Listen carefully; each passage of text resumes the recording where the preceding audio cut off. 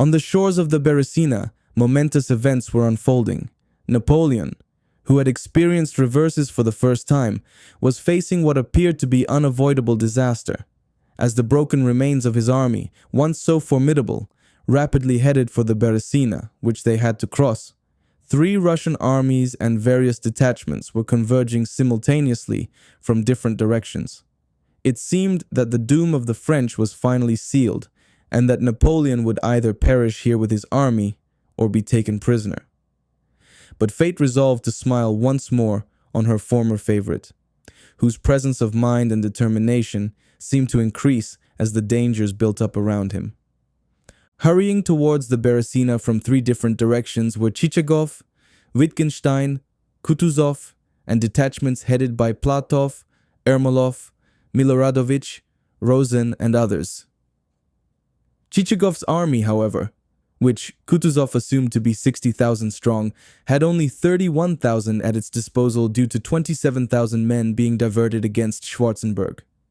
Chichagov, occupying the high ground on the right bank of the Berezina, was supposed to keep under observation a large section of territory, part of which was quite rugged and swampy. Wittgenstein's army was advancing towards the Berezina, but wary from many successes, it was moving slowly and indecisively. He was completely fooled by the French General Legrand. In one of his dispatches, Wittgenstein claimed that he was facing a division of skirmishers, whereas, in reality, they were only sharpshooters drawn from an infantry division. Despite heavy losses, Legrand managed to rejoin Napoleon and conducted a very artful retreat. If Wittgenstein had pressed his attack more energetically, Legrand, with little infantry left, would have been destroyed, or at least rendered ineffective. The main objective was to proceed towards the Berezina with all possible speed, where the denouement of the bloody tragedy was supposed to take place. Having arrived quite late with his staff in Borisov, Wittgenstein showed great indecision in the face of the troops of Marshal Victor, who, after Napoleon had crossed the Berezina, could and should have been destroyed. Kutuzov, for his part, avoiding any entanglement with Napoleon and his imperial guard, not only failed to pursue the enemy, but remained almost stationary in Kopis and its immediate area, although he claimed in his backdated dispatches to Chichagov that he was close on the heels of the enemy. In the meantime, Napoleon, reinforced by Victor and Oudinot, as well as the remains of Dombrowski's detachment, reached the Berezina. Although we probably could not have prevented them from crossing the river, it is always within the power of the commander-in-chief to make it as difficult as possible. Instead of a mistaken move on Igumen, Chichagov should have occupied a central position and should have sent patrols up and down the river to discover the enemy's whereabouts. He is blamed for not having dismantled the pontoon bridges on the far side, but if he had, Napoleon would have been forced to make for Minsk. This would have been disastrous for us, as Minsk had ample stores of provisions and could have become a rallying point for the French. Prince Kutuzov, unwilling to accept unnecessary risks in a campaign that was turning out so favorably for us, would probably not have chosen to attack Napoleon and his guard at the crossing. Although I am in principle opposed to building a golden bridge for the enemy, I can see the validity of the argument as to why we should not have impeded Napoleon's retreat through the marshes of Zembin, unsuitable for the deployment of our cavalry and likely to place us at a general disadvantage against the French. If Chichagov had been rash enough to make a stand alone, he would, in any case, undoubtedly have suffered defeat.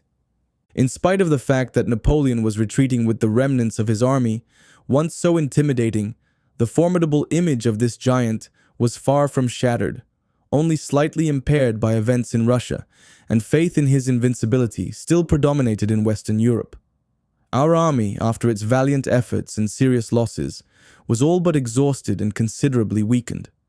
Strong reinforcements would be required before it could contemplate the task of liberating Europe, which would fall mostly on its shoulders. On the 16th of November, I received the first rumored echoes of the enemy's crossing of the Berezina. I immediately passed on the news to the field marshal, came to a halt, and awaited further orders. Although I did not attach much credence to the story, I realized that the enemy had not turned towards the lower Berezina and appeared to be heading directly for Borisov, rendering my original assignment totally unnecessary. My thinking turned out to be right, because on the evening of the 16th, I received a dispatch from General Headquarters written by Colonel Toll in the name of the Field Marshal, which read in part, "The whole French army is on the march towards Borisov. You will do well to occupy Oziatichi quickly and open the road leading to Borisov through the woods. It is desirable that this point be occupied completely and that patrols be sent out along the Borisov highway. Orlov has been dispatched with 150 Cossacks towards Borisov to open communications with him. You will thereby earn the favor of the field marshal. All your brave men will be rewarded." Karl Toll on the march to Somri, 16th November. Sensing from this dispatch the lack of coordination between Wittgenstein and Chichagov, who were separated by the Berezina and the enemy army, which might number up to 80,000, I did not quite believe the news about the crossing, but had no doubt that Napoleon would take advantage of Chichagov's numerical weakness and would force a passage across the river by cunning or by force. Once across, I assumed they would march towards Minsk, since this would be the shortest road to Warsaw, and there the French army could link up with Schwarzenberg and Reynier, bringing them to a total of 130,000 men and enabling them to avoid the flanking pursuit, which had thus far been so fatal to them. Finally, they would march through a region less devastated than that of Vilna, through which both French and Russian armies had traveled back and forth since hostilities began. I therefore decided, notwithstanding Colonel Toll's guidelines, to get across the Berezina and to march on Smolovich, which is located between Igumen and Minsk. For such disobedience, I could be punished most severely. A partisan should and is obliged to use his wits, but not to go beyond reason. Of course, the junction of Chichagov and Wittgenstein on the right bank of the Berezina would multiply the difficulties for the enemy's crossing, but even alone, Chichagov, with his 30,000 men, could cause them plenty of trouble.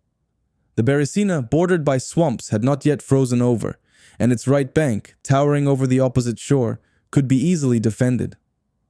The events that followed proved abundantly that my earlier raid towards distant Smolovich served no purpose, because I ended up in Chichagov's rear instead of that of the enemy. I soon received another communication from General Headquarters, stating that since the enemy had no means of effecting a crossing over the Berezina near Borisov, I should immediately carry out my earlier orders. This document was dated the morning of the 16th of November and made me wonder if I had not taken leave of my senses in disobeying my superiors. We were already halfway along the road leading to Oziatichi when a courier with another letter from Colonel Toll caught up with me. He now informed me about the French army crossing the Berezina and also fully approved the direction I had chosen to march with my party to Smolovich. And so, it turned out that I was not at fault after all. However, the march to Smolovich would only make sense if Napoleon chose to march on Minsk. Since he was now turning towards Vilna, my destination should be Borisov instead, but I was now 130 versts away and could not hope to catch up with the enemy until they reached Koino, or Vilna at the very least. So I decided to follow my instructions anyway. About 15 versts short of Chevenitz, I learned that General Headquarters had arrived there. Leaving my party on the march, I galloped there by the shortest route.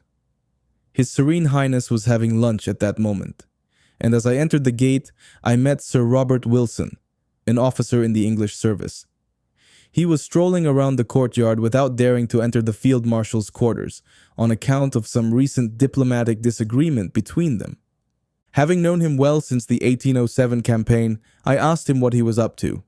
"Dear friend," he said, "I am awaiting news as to the definite direction the army will take after the unhappy event, which I had foreseen and which cannot fail to torment every true Russian and English heart."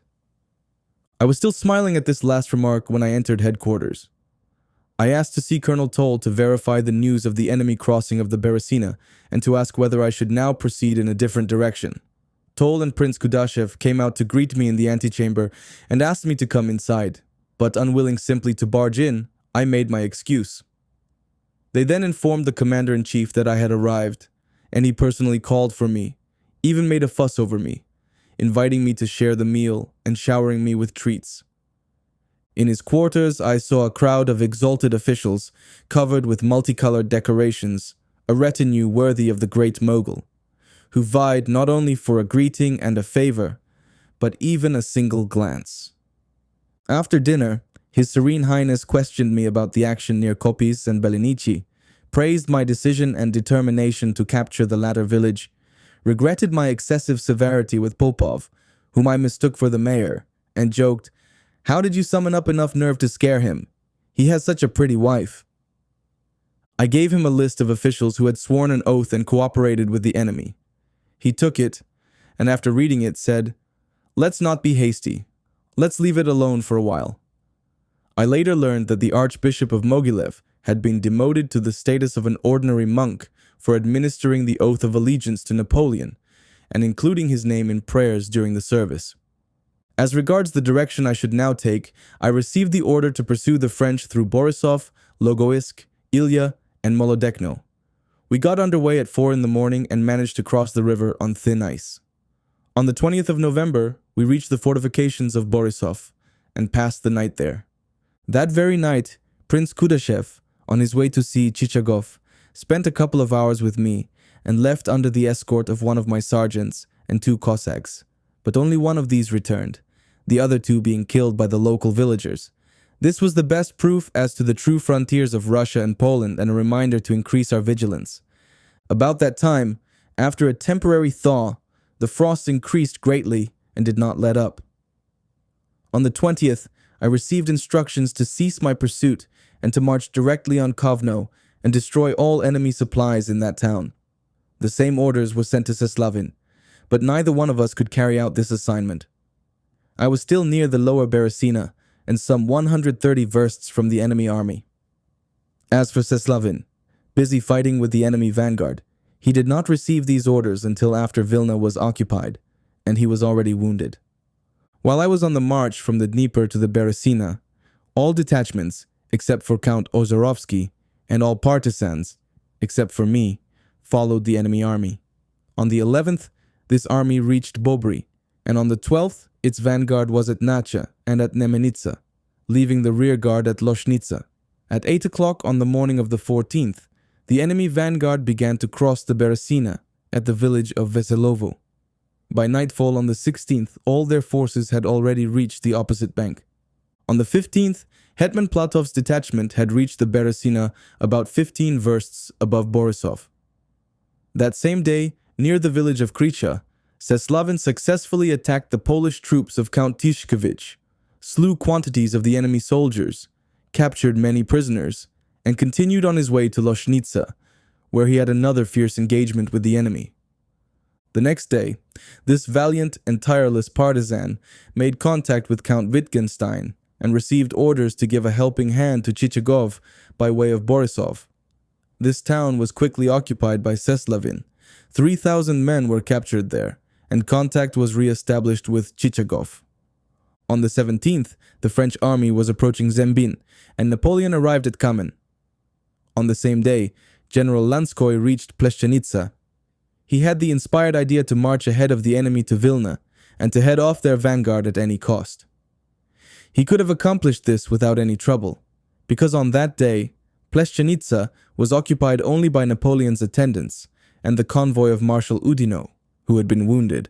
But in those days, the duties of a partisan were poorly appreciated in our army, and when our brave General Lanskoy was attacked by troops approaching Kamen, instead of marching on Molodechno, destroying all stores and supplies, and throwing barricades across the road, he simply fell back and joined Chichagov's vanguard, which was following the enemy heading for Zembin, contenting himself with the capture of a general, 30 staff officers, and about 300 men.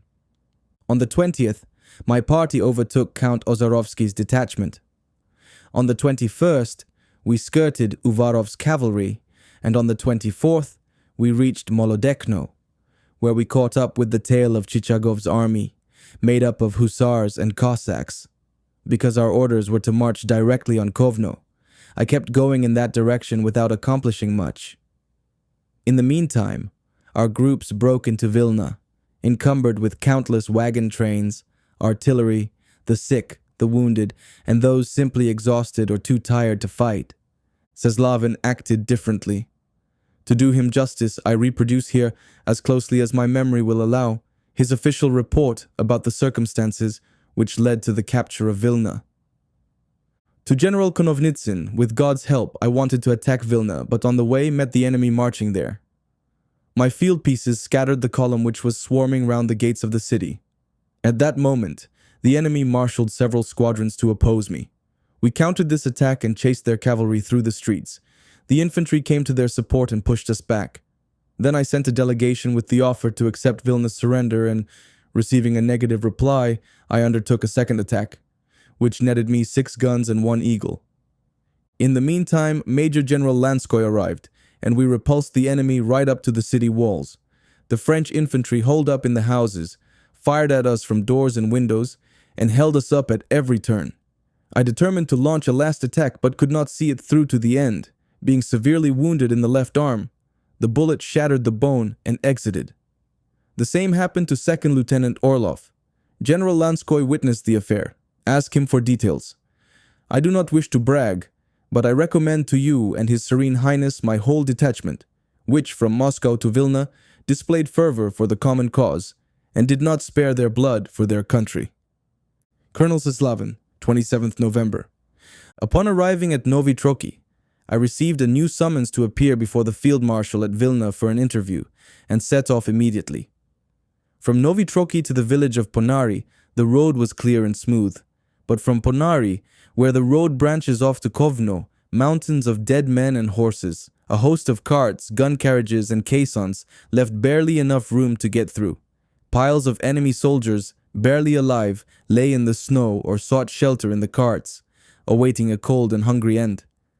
My path was lit up by blazing wooden huts and hovels whose wretched occupants were being burned alive. My sledge kept bumping against heads, legs, and arms of men who had frozen to death or were close to dying. My journey from Ponari to Vilna was accompanied by a strange chorus of moans and cries of human suffering, which at times dissolved into something more akin to a joyous hymn of liberation. I appeared before His Serene Highness on the 1st of December. What changes in the general headquarters, whereas previously a ruined village and a smoky hut surrounded by sentries, or a log cabin with folding stools, served as a setting, I now saw a courtyard filled with fancy carriages and a crowd of Polish grandees in dress uniforms, captured generals, and our own generals and staff officers roaming all over the place. When I entered the hall, my clothes riveted all attention. Among the high-ranking officers in brilliant uniforms covered with gold braid, I sauntered in with my black overcoat and red wide trousers, sporting a curly round beard and a curved Circassian sword at my hip. The Polish nobles whispered, "Who is that?" Others replied, "Partisan Davidov." A crowd of curious people gathered. Within a couple of minutes, I was ushered into the study of His Serene Highness. He told me that Ozarovsky was marching on Lida, and that the Austrians had taken over Grodno. He was pleased at their friendly negotiations with Ozarovsky, but, determined to expel all enemies from Russian territory, he was dispatching me to Grodno. I should endeavor to occupy this town and clear the surrounding area, if possible, through diplomacy rather than armed force. If I found the first insufficient, I could have recourse to the second, but should make sure to send all prisoners immediately to the rear, giving them not only no cause to complain, but indulging them in every way. Since he was expecting an imminent report from Ozarovsky, he felt that I should await its arrival in Vilna to avoid an unnecessary march to Grodno. Should he be prevented from making a move, then I must proceed with my assignment without delay. The expected report arrived on the evening of the 3rd of December.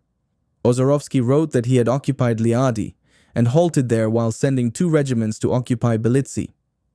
After reading the report, I got into my sledge and rushed back to Novi Troki. I gathered my men quickly, saddled up, and the party was halfway to Merecha by sunrise. In this village, we captured an enormous depot of food supplies, which I turned over, against receipts, to the commander of the Moscow Dragoon Regiment. I continued to advance along the bank of the river Niemen, entrusting my vanguard to Major Chechensky, and passed on to him the instructions as to how we were to deal with the Austrians.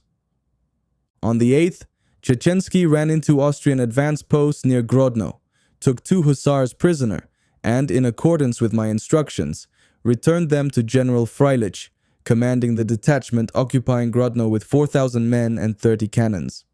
Freilich dispatched a delegation to thank Chechensky for this act of indulgence, and our man took advantage of the opportunity to open negotiations. To start with, the Austrian general expressed his determination to set fire to all the stores and supplies, which amounted to no less than 1,000,000 rubles, before surrendering the city.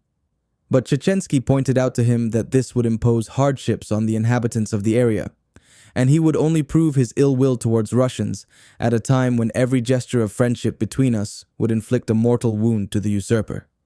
After some debate, Freilich decided to abandon the city with all its provisions and stores intact and marched out with his detachment beyond the frontier. Chechensky entered Grodno, stopped in the main square, and posted sentries on the streets and security guards in front of the warehouses and hospitals. He did not fail to inform me about the mood of the Polish inhabitants, which was very hostile to us. It could not be otherwise. The city of Grodno is the Lithuanian town closest to the border with the Grand Duchy of Warsaw, and local ties of friendship and family constituted elements bitterly opposed to our forces. The Polish inhabitants of Grodno also had close links with the inhabitants of the left bank of the Niemen and Warsaw, the center of conspiracy and a crucible of hatred for Russia, were additional factors designed to harm our cause. The Jewish population of Poland, on the other hand, were so devoted to us and prompted by the hope of enriching themselves that they refused to spy on us and time and again provided us with the most important information about the enemy. We had to punish the former and cajole the latter. On the 9th, I entered the city with my party. The whole Jewish population turned out to greet me. To express my thanks for their support, I listened carefully without smiling to the speech given by their leader, spoke a few friendly words to him, and could not resist taking part in a farce by riding into town under a Jewish ritual canopy. Many, I know, would not have risked incurring the wrath of the Polish inhabitants by this display, but I did not fear them, and had the means at my command, if necessary, to turn their laughter into tears.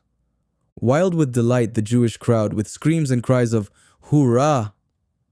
accompanied me to the town square. Not one Pole was to be seen anywhere, not so much out of national pride, since they threw themselves at my feet that very evening, but from ignorance of the events that had taken place. They had heard that Moscow had been evacuated just before Grodno fell, but they assumed that our army was still in the region of Smolensk, and that my party was merely a detachment from Sakin's corps. I stopped in the square, got off my horse, and ordered the city police to beat their drums. When the crowds were big enough, I called a halt to the drum beats and read aloud, in Russian, a proclamation, prepared in advance with copies in Polish for distribution throughout the city. Judging by the reception given to the Russian troops by the Polish inhabitants of Grodno, I can readily see that they have not heard about the events which have taken place. Russia has been freed. All our forces entered Vilna on the 1st of December.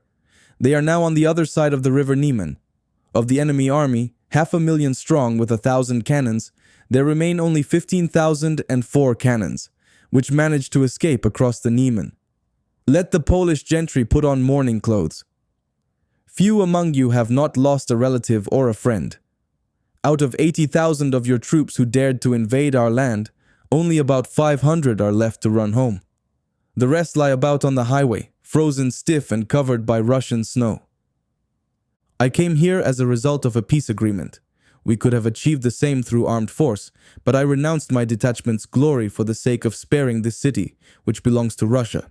You are well aware that street fighting always ends up with houses being looted, and pillage ends up with fires. And what do I see?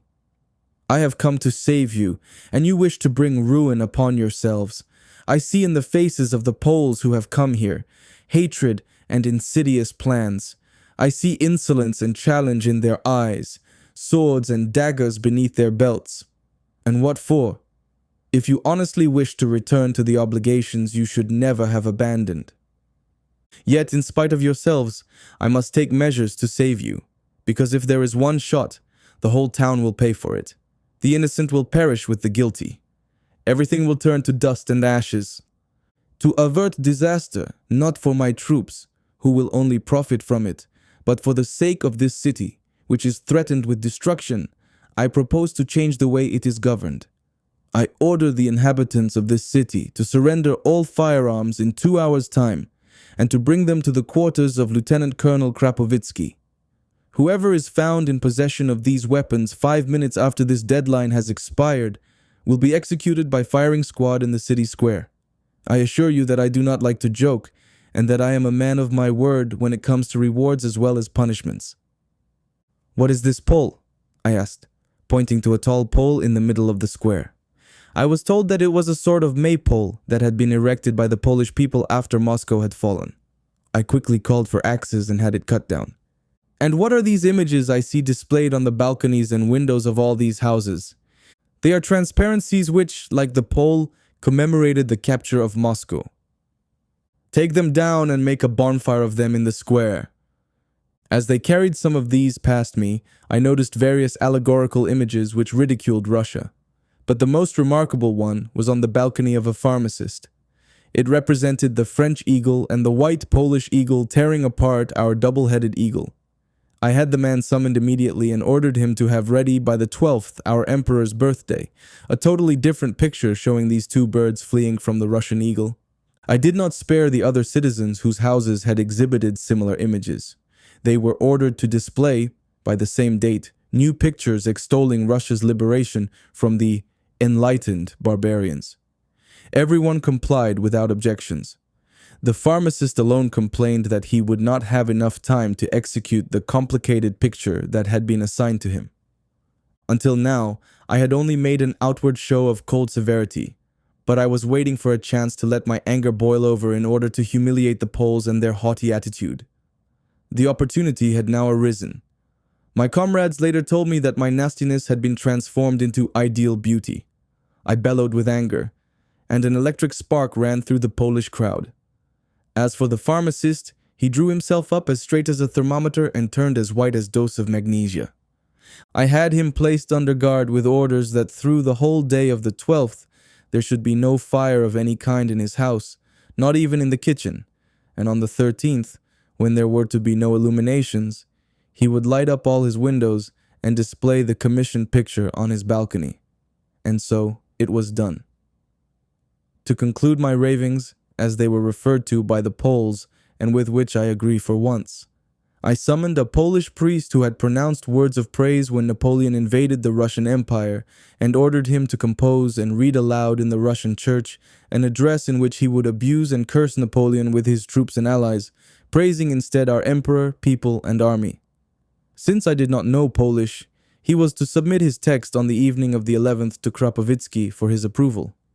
Furthermore, I designated 100 Cossacks to be in constant readiness and placed at Krapovitsky's disposal whenever he felt the need to use force to carry out his orders. These same Cossacks were sent on patrols day and night and ensured that there were no gatherings of more than 5 people. I gave instructions that warehouses were to be sealed and guarded by the sentries posted by Chechensky. I ordered that the Greek Orthodox Russian Church be reopened and all services resumed.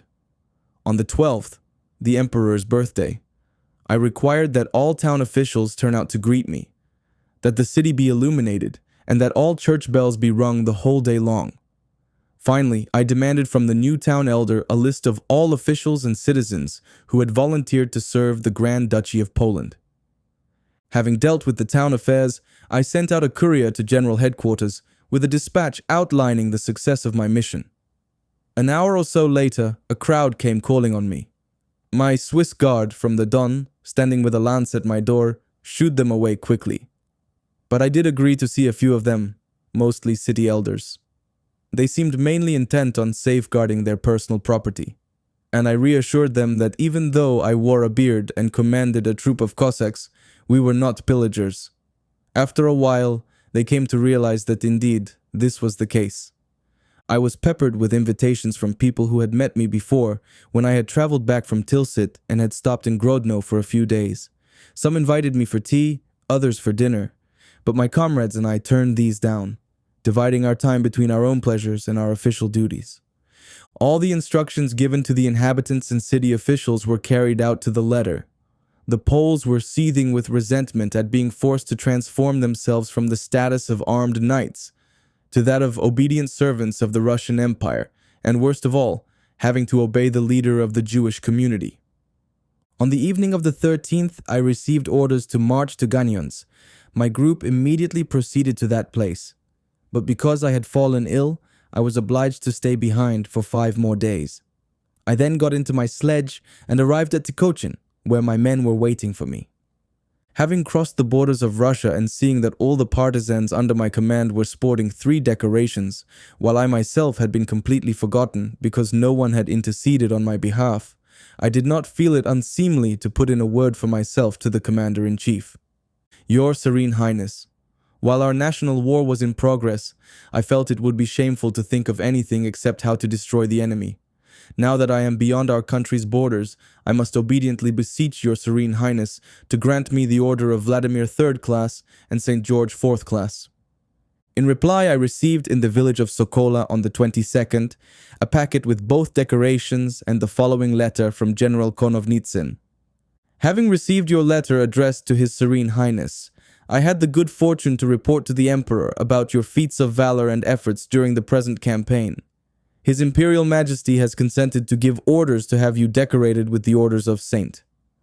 George IV class and St. Vladimir III class.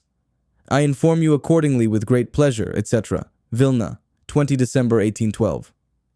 Some claimed later that if I had applied for St. George III class, it would have been granted to me as well. I probably did make a mistake, but the reason was the high opinion I held of this decoration. I felt I was still unworthy of it. How could I insist on the same order that was worn by the likes of Osterman Tolstoy, Ermolov, Raevsky, Konovnitsin, and Palin? I had to stop in Sokola as a result of receiving orders from General Vasilchikov. Immediately afterward, I received new instructions from General Konovnitsin to proceed to Ganyons to join up with the Corps of Infantry General Dokturov and to come under the command of Eugene of Württemberg, as well as instructions from Prince Volkonsky to the same effect. My detachment, made up of the 2 Cossack regiments, Popov's 13th and Bug's 1st, together with a mixed command of Hussars and Cossacks, was now at the head of the regular army's vanguard, and my partisan activities came to an end. That concludes the 14th part of the story. Thank you very much for listening. Please like and subscribe if you enjoy this type of content.